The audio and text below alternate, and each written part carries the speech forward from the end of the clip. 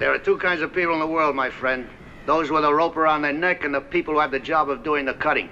Listen, the neck at the end of the rope is mine. I run the risks. The Chapman Automotive Group brings to you the good, the bad, and the ugly. You may run the risks, my friend, but I do the cutting. Find an extensive selection of high-quality vehicles at Chapman Automotive Group by going to ChapmanTucson.com today. All right, so for the good, the bad, and the ugly from the sports weekend, my good is something that I just thought was awesome. So I wrote a story on this high school beach volleyball player. Her name is Callie George. She's playing at Ironwood Ridge High School right now. She's a sophomore. She's one of the top athletes, one of the top beach volleyball, one of the top volleyball players, period. Not just in southern Arizona, but in Arizona. And I was talking to the coach, and Bill Lang is his name. And I was asking him about who are some of the top prospects that are, in Arizona right now. And he was saying, well, our beach volleyball pairs, even though our team season has come to an end, we still have pairs. Callie George is a part of it. And they might actually play against Scottsdale Saguaro and Nyla Bibby, who is the daughter of Mike Bibby, who's committed to the University of Arizona. And come to find out, Rita Stubbs, the head coach of the Arizona volleyball program, she's got a son who's an awesome basketball player, and his name is Melvin Stubbs. Where is Melvin going to play college basketball at? Sacramento State, playing for Mike Bibby. So I was like, did Rita Stubbs and Mike Bibby jersey swap kids for the sports? Rita Stubbs is going to be coaching Nyla Bibby. She's playing volleyball for UVA, not sand volleyball. Not beach volleyball, but just regular volleyball. Okay. Yeah, so she's Carly Cisneros, she also has played beach volleyball too. So there is the path to play both sports. There are athletes at Arizona that have played both sports. So maybe she does play both, but she is going to play for Rita Stubbs and the Arizona volleyball program. And when I heard that, I was like, man, that's so cool that Nyla Bibby is going to play for Rita Stubbs. And meanwhile, Melvin Stubbs, the son of Rita, is going to play basketball for Mike Bibby up at Sacramento State. So like I said, they're almost like kind of jersey swapping kids. So just had to point that out. I thought that was a really cool deal. That was really cool. My good, just real quick, we touched upon it earlier in the show. I mean, the energy, the engagement, the fan experience at the Tucson Convention Center Boneyard for Sugar Skulls games is just awesome. Didn't come away with the win, but I thought the last game was one of the best as far as the environment goes. And so check out a game. It's definitely something's happening. Something good is happening in Tucson with our professional football team. And I promise you, regardless of what happens on the field, you will enjoy yourself at the game. And I just got to give a big shout out to Clancy Shields and the consistency of the men's tennis program, consistency of success. Hopefully when they avenge their earlier loss this year to Oklahoma and get to the Elite Eight. This is the year, man, that not only Arizona basketball gets to the Final Four, but Arizona men's tennis gets to the Final Four in Carlsbad, California. So that'd be awesome, man. Two Final Fours in 1 year. Yeah, and a national championship. In 3 months. In this economy? Yeah, in this economy. This economy? Yeah. All right, so my bad is Kevin Durant. Kevin Durant, since leaving the Golden State Warriors in 2020, missed the playoffs. 2021, second-round exit. 2022, first-round exit. 2023, second-round exit. 2024, first-round exit. Last year, missed the playoffs, and this year, a first-round exit. Now, some of this is not all Kevin Durant's doing, right? He's been hurt in some of these series, including this one against the Lakers.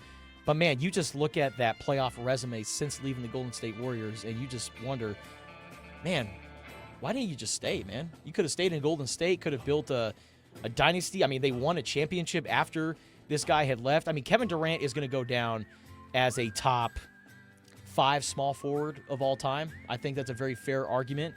But when you look at the playoff resume, when you look at everything after Golden State, you're like, damn, man, I wish Kevin Durant had a better legacy than where he's at right now, especially in the second half of his career. So I put Yeah. Kevin Durant as my bad. I think with a little bit of time and a little bit of perspective, you're going to see this guy won 2 NBA championships, was the best player in those on that Golden State team when they won that's the very championship.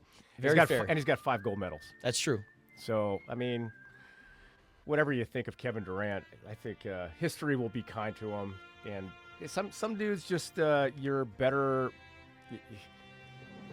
You're just not the guy that can carry a team on your back. And he's been trying to do that with Brooklyn, with Phoenix, now with Houston, and it's not working out. Yeah. So glad they lost. Me too. My bad is Arizona basketball fans. We've got 6'10" Devin Williams visiting from. He went to Florida Atlantic last year. He looks like he's got a good outside shot, defensive prowess. You know, he averaged like 8 points, 5 rebounds last year. Kids develop over time. And Arizona Wildcat fans are like, who's this guy from FAU? What are we doing, Tommy? Come on, how come you didn't get Badunga from Kansas and the big names? And Happens every year. it's every year. And then it's going to turn around and we're going to be in October and it's be like, man, this team's really good. Yeah, these everyone's guys going to be here- wearing his jersey. Tommy did a great job, man. These guys complement each other really well. I never doubted him for a second. Well done. It's more funny than As they're bad. taking down all their posts on Yeah, it's social more media. funny than bad, but it's. I think we're going to see some big news coming from Arizona basketball in the next 30 days, and I think it's going to be some good stuff. Some good stuff's going to happen, and I promise you this: we're going to be good this year. Man, that 4 is going to look good up there on the times I've been right. Yeah. Man, I can't wait. Because, Koa Pete, he's going through the draft process. If he gets word that, like, hey, you're a guaranteed first-round pick, but you're in those kind of like that mid-20s range, he's got to make a really tough decision. And to me, if I'm in his shoes, I'm coming back to Arizona. I'm getting that money. But then again, if he really wants to bet on himself, that's a decision that he's got to make. And and even if he decides to stay in the draft, I mean, there's still a lot of really good players out there, and it's not about how quick you fill your roster out. It's with whom you fill your roster out with. And I mean, I'll be really honest. When I'm talking to the coaches at Arizona, I never talk to them about, like, who do we got coming in? What are we going to have? How's it going to be? I don't know. I don't ask, and I don't know. But I can judge it based on the last 5 years that we're going to be okay. Hell yeah. Yeah. All right, my ugly is a little different. It's ugly but funny, which is also just kind of who I am. Ugly but funny. You're not ugly. No, I'm a handsome guy. I like to think I'm a handsome guy. Let's not get over our skis now. Come on. Man. There's a middle ground there, I buddy. am devilishly handsome, man. What are you talking about? No, but ugly but funny, man. My humor has taken me a long way in I mean, life. Let some me just people say like this. black licorice too, so it's all a matter of taste. Very true. But my ugly but funny, Ali, and you'll like this, the Boston Celtics. Yeah. The Boston Celtics blown a 3-1 series lead to the Philadelphia 76ers and losing Game 7 the other night, and they are packing their bags and they are going home. And the Celtics, they are the first team to have 3 different starters, Luka Garza, Baylor Shireman, and Ron Harper Jr., with 0 points in a playoff game since starters were first tracked in 1970-71. Good God. Jason Tatum, he tried to come back. He did come back. And he did come back. And He just had a knee thing in the Game 7, and I understand them being safe with him, but yeah. I mean, what he did to come back and play at that level, I know he's a Celtic, but man, you got to give the guy I tip his my cap to props, him. right? Yeah, I tip my cap to him. Should have been a Laker. Should have been a Lonzo Laker. Ball. And Or Brandon Ingram, whatever Brandon draft that was. Yeah. would have been awesome to have him as a Laker. But yeah, the Boston Celtics losing that series 3-1 and doing it in that fashion. And then on top of that, you've got Jaylen Brown, who's just acting like a fool on the court in the final minutes, and then immediately goes to like his YouTube stream or his YouTube live and is like, Joel Embiid is the biggest flopper of all time. And it's just constantly complaining. And I'm like, dude, just take your L, go home, maybe shave your head, come home, because that black powder on your head, man, it's not good. It is not a good look. You guys started the Can't be season. good for you. You guys started the season by being a laughingstock because Jaylen Brown rubs his head into people's jerseys and it rubs off on their jerseys. And they're like, what the hell is this black powder? You started the season that way, and then you ended the season complaining about flopping and losing like that. Like I said, ugly, but as a Laker fan, pretty damn funny. You said the Sixers beat him? The Sixers beat him, yeah. I'm surprised we haven't heard from Matt, man. Yeah, right? And shout out to Dalen Terry, man, playing for the Philadelphia 76ers.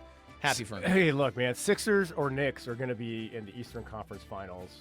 Knicks were there last year, but, man, with Embiid healthy, Paul George playing like 2010 Paul George, and one of my favorite non-Laker players in the entire NBA is Tyrese Maxey. From off the court, on the court, I think he would be a hell of a teammate to have. So Yep. it's going to be a hell of a series, as will Cavs Pistons. My ugly, I'm going to stay same with the NBA, man. Our Lakers are in the semifinals of the Western Conference, and I have never felt more just cynicism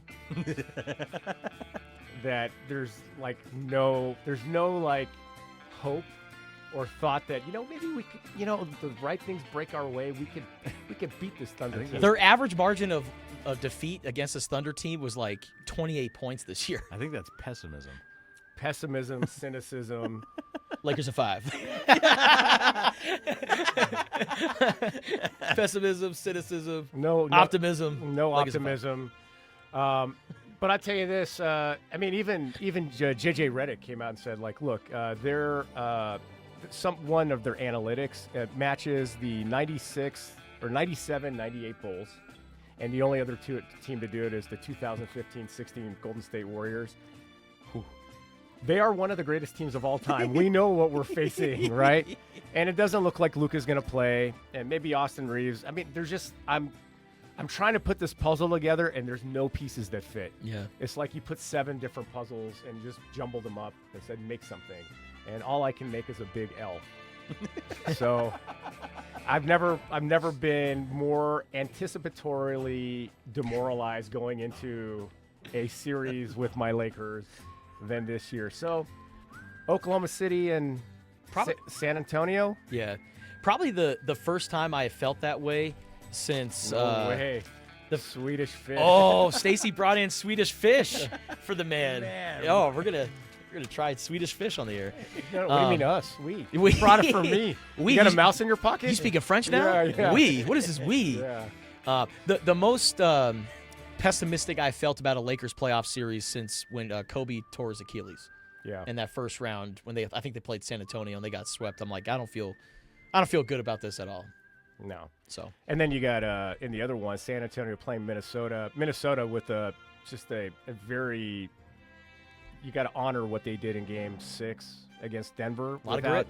Without DiVincenzo, without Diambu, without Edwards. I mean, those are like their top 3 scorers basically. Maybe Randall's in there, but basically without those guys, I don't know if Edwards is going to be healthy enough for this series.